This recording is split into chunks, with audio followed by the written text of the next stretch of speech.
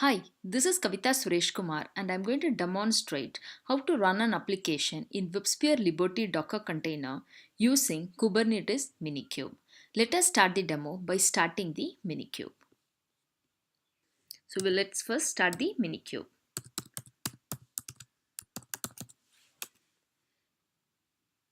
The local Kubernetes cluster is getting started.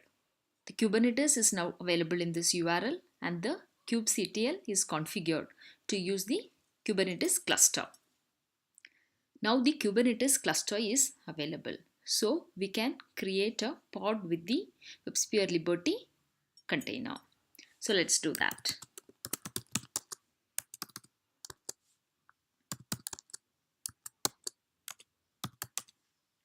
So first let's review the pod sample YML file.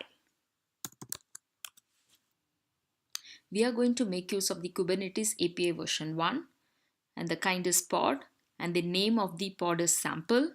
So in this we are defining the container. So the name of the sample container is a sample and the image what we are going to use is a sample image which I have already built with the application, that is sample application using the WebSphere Liberty kernel image. And then we are going to expose two ports, that is the 9080 for the unsecure and the 9443 for the secure access. Now let us create the pod using the kubectl command.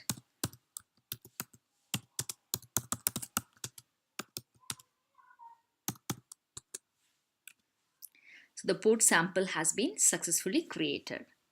So let us check the information. So we could see that sample pod is successfully running. If you want to have more information about this pod, then we can use the describe command to see the pod information. So here we get more information about the container, the pods and all other things. We won't be able to access this container which is running inside the Kubernetes cluster from outside. So for that first we need to do the port forwarding. So let's do that.